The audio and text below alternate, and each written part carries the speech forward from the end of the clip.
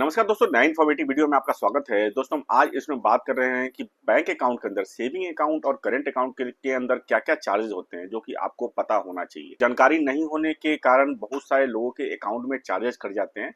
तो इस वीडियो को लास्ट तक बने रहेगा और समझिएगा कि क्या क्या बैंक अकाउंट में चार्जेस होते हैं। सर दोस्तों, अगर हम चैनल पर नए हैं तो लाइक और सब्सक्राइब जरूर कर ले। मैं चैनल बैंकिंग फाइनेंशियल सारा अपडेट लेकर आता हूँ। तो आज हम इस वीडियो में बात कर रहे हैं बैंक अकाउंट के अंदर बहुत सारे चार्जेस होते हैं। अगर आपकी जानकारी हो जाए तो आप उस चार्ज से बच सकते हैं। सबसे पहला चार्ज जो आज की डेट में बैंक अकाउंट में लगते हैं वो लगते हैं monthly average balance.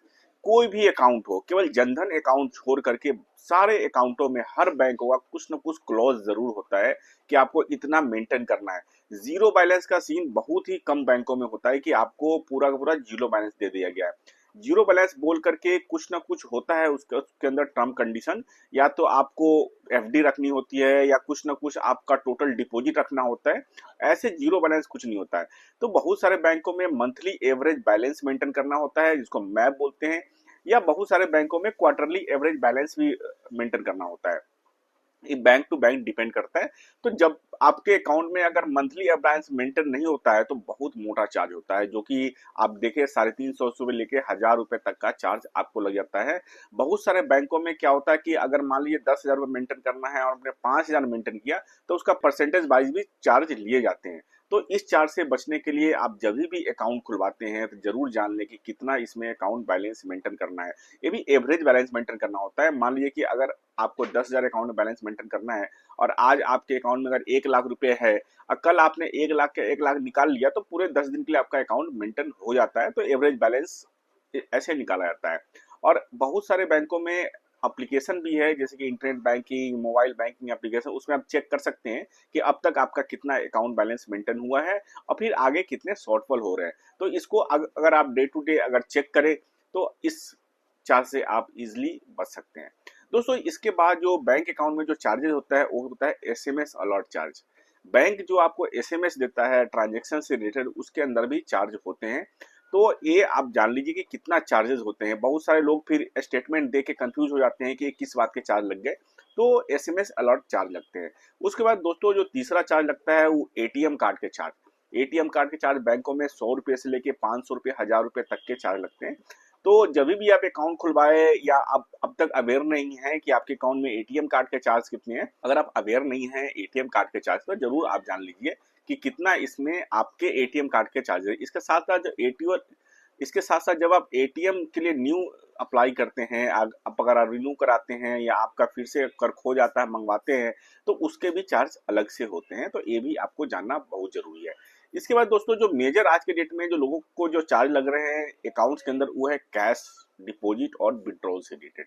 Current accounts वाले को बहुत ही ज्यादा प्रॉब्लम होता है कि करंट अकाउंट में एवरेज बैलेंस मेंटेन होने पे ही कैश डिपॉजिट कर सकते हैं। सेविंग अकाउंट में बहुत सारे बैंकों ने 1 लाख की लिमिट रखे हुए, 2 लाख की, 5 लाख की लिमिट होती है। तो आपको ध्यान देना है कि कैश डिपॉजिट अगर आप कराते हैं या विड्रॉल कराते हैं तो जरूर आप जान लीजिए कि आपके अकाउंट में कैश विड्रॉल और डिपॉजिट की लिमिट कितनी है। नहीं तो इसमें बहुत मोटा चार्ज होता है। इसमें जाए तो 1000 रुपए पे 350 रुपए पर 1000 पे चार्ज होता है। बहुत बहुत सारे बैंकों का एक फिक्स चार्ज भी होता है 200 250 रुपए। तो ये भी आपको देखना जरूरी है। नहीं तो आप अगर कैश अकाउंट में डलवा दे लाख 10 लाख रुपए अब पता चले कि बहुत सारे चार्ज लग गए। तो ये आपको जानना बहुत ही जरूरी है। इसके अलावा जो चार्जेस लगते हैं आज की डेट में वो है आईएमपीएस, एनईएफटी और आरटीजीएस से रिलेटेड। आप देखेंगे तो आईएमपीएस की बहुत सारे बैंकों ने 2 4 10 आईपीएस फ्री दे रखा होता है।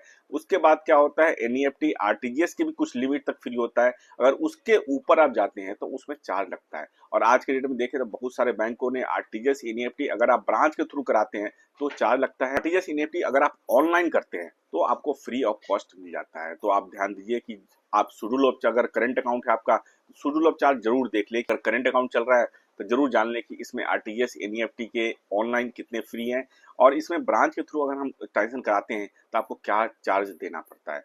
तो ये जानना बहुत जरूरी है। नहीं तो आप देखेंगे अगर आपका करंट अकाउंट है, डे टू डे आपका आरटीजीएस एनईएफटी होता है तो आप देखेंगे कि तो मोटा चार्ज आपको लग सकता है। तो ये जानना बहुत जरूरी है आपको। इसके अलावा जो आईएमपीएस आजकल हर कोई आईएमपीएस प्रेफर करता है कि इमीडिएटली पैसा ट्रांसफर किया और अगला पर्सन को मिल जाता है।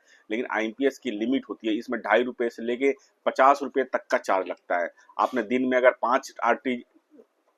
5 आईएमपीएस कर दिए तो चार्ज तो चार्ज आपको मोटा लग सकता है। तो इस पे आपको ध्यान देने वाली बात है। के अलावा भी दोस्तों जो चार्ज लगते हैं बैंक में वो है स्टेटमेंट की। अगर आप ब्रांच से स्टेटमेंट निकलवाते हैं या आप कोई भी सर्टिफिकेट निकलवाते हैं, बैलेंस सर्टिफिकेट निकालते हैं, टीडीएस से डिटेल्स निकलवाते हैं या आप कभी भी अकाउंट क्लोज करवाते हैं तो उसके भी बैंक में चार्जेस होते हैं। तो ये सारा कुछ चार्जेस जब भी आप अकाउंट खुलवाए जरूर आप अपने डायरी में नोट कर ले कि क्या क्या बैंक में हमें मेंटेन करना है, क्या क्या इसके अंदर में चार्ज है। आप इससे सेफ रहेंगे। बस प्रॉपर जानकारी है तो अकाउंट में फिर 1 रुपए का भी चार्ज नहीं लगता है। अगर आप जिस वेरिएंट का खाता खुलाए हैं, जितने का खाता खुलवाए हैं उसके अकॉर्डिंग मेंटेन करेंगे तो फिर कोई भी चार्ज आपके अकाउंट में नहीं लगेगा। जानकारी बहुत जरूरी है दोस्तों। ऐसे जानकारी के लिए हमारे चैनल को सब्सक्राइब जरूर कर ले और बेल बटन पे क्लिक कर दे कि ऐसे जो इन्फॉर्मेटिव वीडियो है आप तक सबसे पहुंचे। Thank you very much.